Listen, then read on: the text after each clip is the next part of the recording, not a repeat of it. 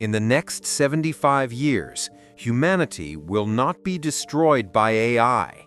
It will not be conquered by aliens. It will be replaced. We are at the dawn of the great genetic divide, a future split not by wealth or power, but by biology.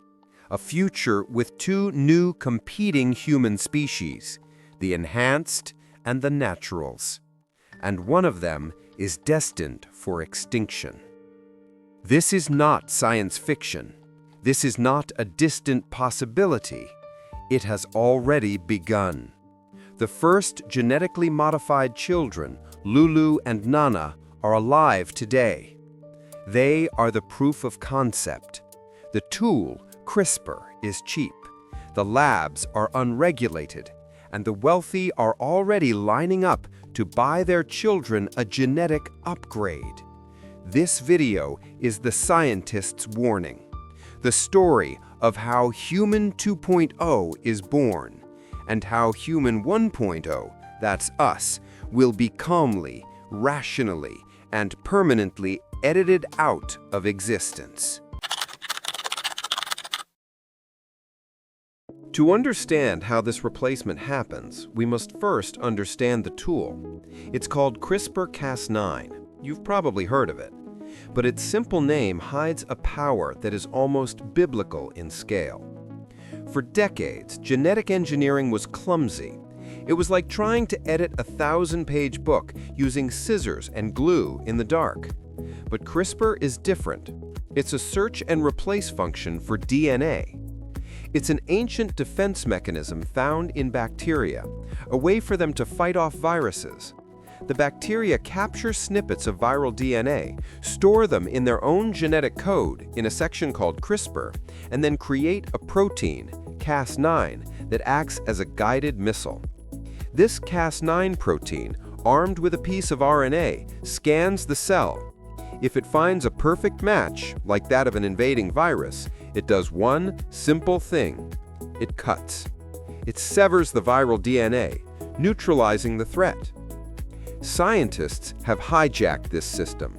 Now we can program that guide to find any sequence in the 3.2 billion letters of the human genome.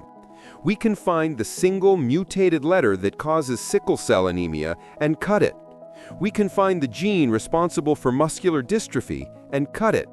We can even target the genes that allow HIV to enter our cells and cut them. This is not a theory. This is happening. In 2019, Victoria Gray became the first person in the United States to be treated for sickle cell disease using CRISPR. Before the treatment, she was hospitalized an average of 7 times a year, living in constant, agonizing pain. After the treatment, she is, by all reports, cured. This is the miracle of CRISPR. It is a tool that can and will end thousands of humanity's most ancient and cruel diseases. It is a force for unequivocal good, and that is precisely what makes it so dangerous. The path to a dystopian future is always paved with good intentions. The journey from Human 1.0 to Human 2.0 doesn't happen overnight. It happens in small, logical, justifiable steps. We call it the slippery slope. It begins with Phase 1, the cure. This is Victoria Gray. This is using CRISPR to treat existing, devastating diseases in consenting adults. It's impossible to argue against. It is a moral imperative. Then we take a small step to Phase 2, prevention. Why wait for a child to develop Huntington's, a horrific neurological disease that is a genetic death sentence? Why not edit the embryo before it's implanted to remove that faulty gene? We've already been doing this for decades with pre-implantation genetic diagnosis, or PGD, simply selecting the embryos that don't have the gene. CRISPR is just the next, more efficient step. It's no longer just treatment, it's prevention. The logic is sound. Who would wish Huntington's on their child? And this is where the slope gets slick. We move to Phase 3, enhancement. It starts small. Let's say a couple is already using embryonic screening to prevent a genetic disease. While the doctor is in there, they see the genes linked to a high risk of early onset Alzheimer's. Do you want us to fix that too? Of course you do. Who wouldn't? But then, what about the genes for height, or muscle density, or metabolism? A parent just wants their child to have the best start in life. They don't want them to be bullied for being short. They don't want them to struggle with obesity. These aren't just cosmetic. They have real health implications, right? The logic is still justifiable. And then we take the final step. Phase 4, cognitive enhancement. The final frontier. The genes for intelligence, for memory, for focus, for processing speed. This is the birth of Human 2.0. You might think this is decades away, that we have time, that society would never allow it. You would be wrong. As we said, it has already happened. Meet He Jiankui, a Chinese scientist. In November 2018, he shocked the world. He announced he had secretly edited the genes of human embryos for the first time in history. His goal, he claimed, was noble: to make the babies immune to HIV. He edited a gene called CCR5. He failed.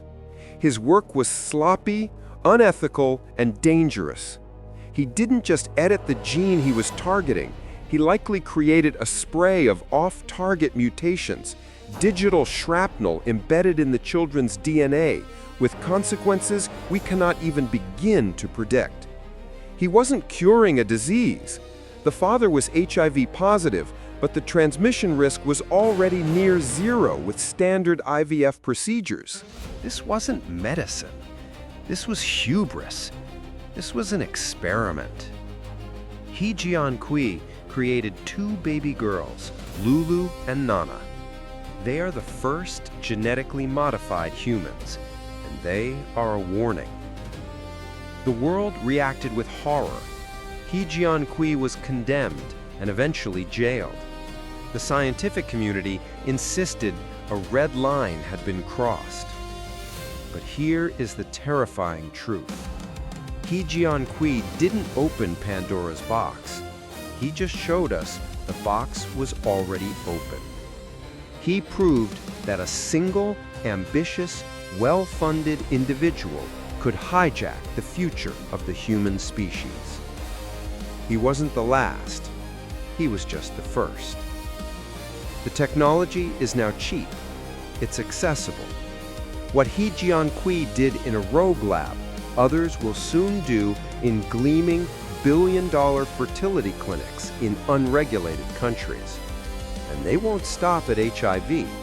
They will offer the upgrade, the genetic advantage package. The slope is no longer hypothetical. We are already sliding down it. Before we travel into that hypothetical future, let's pause. If you find this exploration of technology, ethics, and the future of humanity compelling, please consider subscribing to our channel. We dive deep into the most critical scientific and philosophical questions of our time every single week. Now, let's see the world we are creating. Fast forward 75 years. The year is 2100. The He Jiankui scandal is a footnote in a history book, seen as the Sputnik moment for human enhancement. The great genetic divide is no longer a hypothesis. It is the simple, brutal reality of the world. Society is now split into 2 distinct diverging species, not by choice, but by biology. Let's meet them. First, there are the enhanced, or as they prefer to be called, the optimized. They are the children of the first generation of wealthy gene tourists who flew to offshore clinics. Now, 3 generations in, the changes are profound. The enhanced are not just cured of disease, They are immune to it. Cancers, viruses, dementia, these are historical ailments, like smallpox or plague, things they read about in history books. Their immune systems are proactive, sentinel-programmed to identify and destroy threats before they can take hold. They live on average to 150, and it is 150 years of perfect health, followed by a rapid, planned decline. They are beautiful, not in a uniform, Aryan way. That was a 21st century fear. The optimization is bespoke. Parents still select for their own ethnic features, but perfected. Symmetrical faces, flawless skin, hair that never grays, eyes that see in spectrums of light we naturals cannot. But the real change is invisible. It's cognitive. An enhanced child can absorb a language in a month. They can perform complex calculus in their heads. Their memory is, for all intents and purposes, photographic. They do not just learn, they integrate. They see patterns in data that a natural brain, no matter how brilliant, simply cannot perceive. They are biologically incapable of depression or crippling anxiety. Their brains are chemically poised for high-functioning, low-stress performance. They are, by every measurable metric, superior. They control everything, not through conspiracy, but through simple, unassailable competence. They are the 100% of CEOs, the 100% of lead scientists, the 100% of political leaders. They work in gleaming towers of glass and steel, breathing filtered air. They live in exclusive, walled-off green zones protected from the pollution and chaos of the natural world. They are polite, calm, and efficient. And when they look at a natural, they do not feel hatred. They do not feel anger. They feel something far more chilling. They feel pity. The same condescending, gentle pity a human feels for a beloved, aging, slightly dim-witted golden retriever. And then there are the naturals, us, or rather our grandchildren. They are human 1.0, the originals, the legacy humans. They live in the old cities, the rust zones. The air is thick with smog. The infrastructure is crumbling. Their average lifespan is 72, and it is a life of constant struggle. They are not stupid. They are not lazy. They are simply obsolete. A natural cannot compete. How can you, when your enhanced manager can review a 500-page report in 10 minutes and instantly spot the 3 critical flaws, while it takes you 2 days to even read it? Naturals do the jobs that enhanced consciousness finds unoptimized. They are the janitors, the delivery drivers, the waiters, the manual laborers. They provide the physical, high-friction services for the enhanced elite. They are ravaged by the old diseases. Cancer is rampant. The enhanced pharmaceutical companies no longer bother researching natural diseases. It's not a profitable market. They offer naturals cheap synthetic mood stabilizers to keep them docile. But they are not docile. They are angry. They see the enhanced. They see the green zones on their screens. They see the effortless, perfect lives of these things that their own great-grandparents created. A natural looks at an enhanced and feels a burning, toxic cocktail of envy, resentment, and a profound sense of injustice. The enhanced didn't earn their superiority. They were bought. They were a genetic purchase order, signed before they were born. This is the great genetic divide. It is a world without a middle class. There is only the 1% who are biologically different and the 99% who are left behind. And the chasm is growing wider with every new generation. The enhanced continue to optimize their children. Human 2.0 is already looking ahead to human 3.0, while the naturals are just trying to survive. This kind of imbalance cannot last. This is not a stable society. It is a dry forest waiting for a spark. This is the flashpoint. The conflict doesn't begin with a war. It begins with control. The enhanced are not cruel. They are rational. Their society is built on data, and the data shows that naturals are unpredictable, emotional, prone to violence, unhealthy. They are a risk. So, the enhanced build a system to manage that risk. You've seen it in fiction. Now it is fact. The Gattaca reality is born. To enter a green zone, you must pass a scanner, not a metal detector, a gene sequencer. A puff of air, a flake of skin, in a microsecond, your entire genome is on a screen. Natural, access denied. Jobs are assigned by gene purity. We're sorry, your application for the orbital mechanics program has been denied. Your genetic markers show a 4.5% predisposition to spatial reasoning deficits. Naturals are gene-printed at birth. Their DNA is their ID, their resume, and their credit score all in one. It is a digital and biological prison. But the system has a flaw. The enhanced have forgotten one critical human 1.0 trait: desperation. A black market emerges, a genetic black market. What do you want, man? Make them smart? Make them strong. The results are catastrophic. These are not optimizations. They are disasters. Children born with horrific mutations, new diseases, crippled bodies, and broken minds. The rust zones become filled with the tragic victims of this desperate genetic gamble. This, for the enhanced, is the final straw. It is a public health crisis. It is a humanitarian emergency. They use this as the justification to seize control. The enhanced use this as the justification to seize control. The naturalist uprising begins. It's not a coordinated war. It's a messy, chaotic global riot. Naturals storm the green zone walls. They sabotage the enhanced infrastructure. It is bloody and it is pointless. It is like chimpanzees attacking a tank. The enhanced do not even fight back themselves.